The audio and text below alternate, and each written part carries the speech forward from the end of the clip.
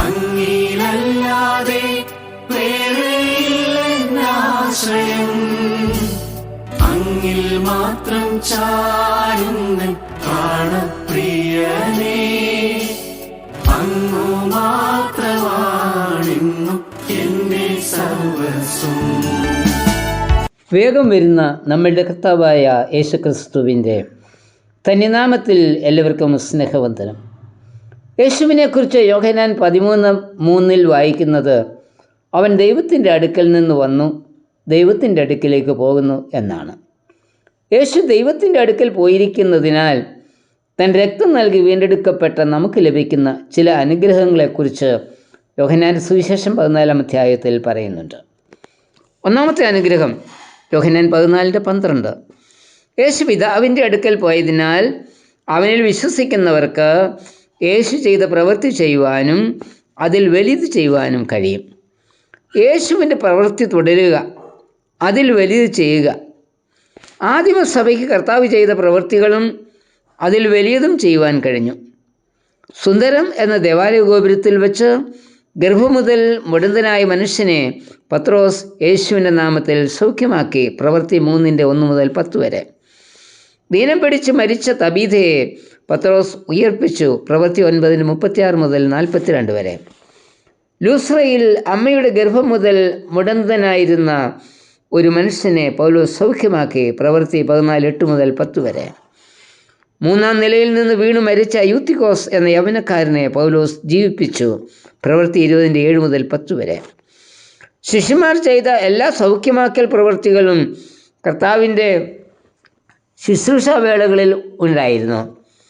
ആദിമസഭയ്ക്ക് ഈ വിധത്തിൽ സൗഖ്യമാക്കുവാൻ, അവരെ ശുശ്രൂഷ ചെയ്യുവാൻ കഴിഞ്ഞത് യേശു പിതാവിൻ്റെ അടുക്കൽ പോയതുകൊണ്ടാണ്. ഈ പ്രവൃത്തികൾ തുടരുവാൻ നമുക്കും സാധിക്കും എന്ന് ഇവിടെ പറഞ്ഞിരിക്കുന്നത്. എന്നാൽ അവ ചെയ്യണമെങ്കിൽ ഒന്നാമത് നാം കർത്താവിൽ വിശ്വസിക്കണം. യോഹന്നാൻ 14:12. രണ്ടാമത് യേശുവിൻ്റെ നാമത്തിൽ ചോദിക്കണം. യോഹന്നാൻ 14:13.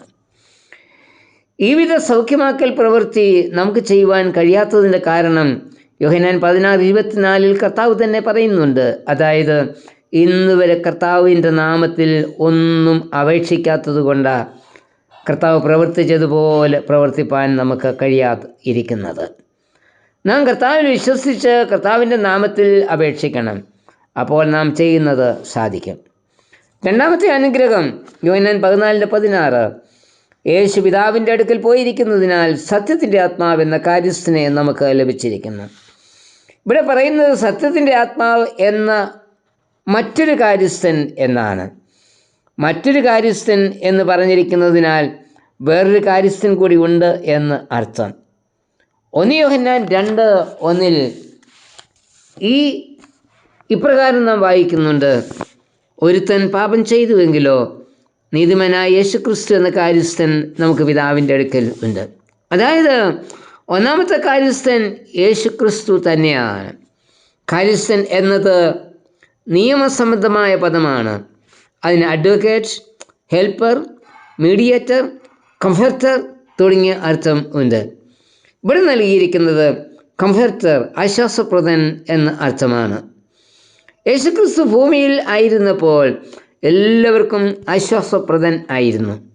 എന്നാൽ ഈ ആശ്വാസപ്രദൻ സ്വർഗാരോഹണം ചെയ്ത് നമ്മെ വിട്ടുപിരിഞ്ഞതിനാൽ നമ്മെ ആശ്വസിപ്പിക്കുവാൻ, സകല സത്യത്തിലും വഴിനടത്തുവാൻ മറ്റൊരു കാര്യസ്ഥനെ, അതായത് പരിശുദ്ധാത്മാവിനെ നമുക്ക് നൽകിയിരിക്കുന്നു. പരിശുദ്ധാത്മാവെന്ന ദാനം ലഭിക്കണമെങ്കിൽ നാം യേശുവിൽ വിശ്വസിച്ചേ മതിയാകും.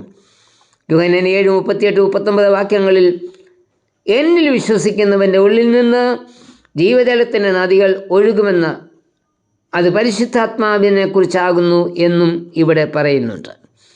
യേശു പിതാവിൻ്റെ അടുക്കൽ പോയിരിക്കുന്നതിനാൽ അവനിൽ വിശ്വസിക്കുന്നവർക്ക് ലഭിച്ചിരിക്കുന്ന അനുഗ്രഹമാണ് പരിശുദ്ധാത്മാവ്. മൂന്നാമത്തെ അനുഗ്രഹം യോഹന്നാൻ 14:3 വാക്യം, യേശു പിതാവിൻ്റെ അടുക്കൽ പോയിരിക്കുന്നതിനാൽ അവനെ അനുഗമിക്കുന്ന നമുക്കും പിതാവിൻ്റെ അടുക്കൽ പോകുവാൻ കഴിയും. തന്നെ അനുഗമിക്കുന്നവരെ പിതാവിൻ്റെ അടുക്കൽ എത്തിക്കുക എന്നതാ യേശുവിൻ്റെ ലക്ഷ്യം. അതിനായി യേശു സ്ഥലമൊരുക്കുവാൻ പിതാവിൻ്റെ അടുക്കിലേക്ക് പോയിരിക്കുന്നു. ഇനി അധിക താമസമെന്നേ നമ്മെ പിതാവിൻ്റെ അടുക്കൽ എത്തിക്കുവാൻ യേശു വീണ്ടും വരും. കർത്താവ് പറഞ്ഞത്, ഞാൻ നിങ്ങളെ അനാഥരായി വിടുകയില്ല, ഞാൻ നിങ്ങളുടെ അടുക്കൽ വരും. 14-ാം അധ്യായം 18-ാമത്തെ വാക്യം. 14:28 പറയുന്നത്, ഞാൻ പോകുകയും നിങ്ങളുടെ അടുക്കൽ മടങ്ങി വരികയും ചെയ്യും. സ്വർഗ്ഗാരോഹണം ചെയ്ത യേശുവിനെ നോക്കിക്കൊണ്ട് നിൽക്കുന്ന ശിഷ്യന്മാരോട് ദൈവദൂതൻ പറയുന്നത്, ഗലീല പുരുഷന്മാരെ, നിങ്ങൾ ആകാശത്തിലേക്ക് നോക്കി നിൽക്കുന്നത് എന്ത്? നിങ്ങളെ വിട്ട് സ്വർഗ്ഗാരോഹണം ചെയ്ത ഈ യേശുവിനെ സ്വർഗത്തിലേക്ക് പോകുന്നവനായി നിങ്ങൾ കണ്ടതുപോലെ തന്നെ അവൻ വീണ്ടും വരും. പ്രവൃത്തി 1:11.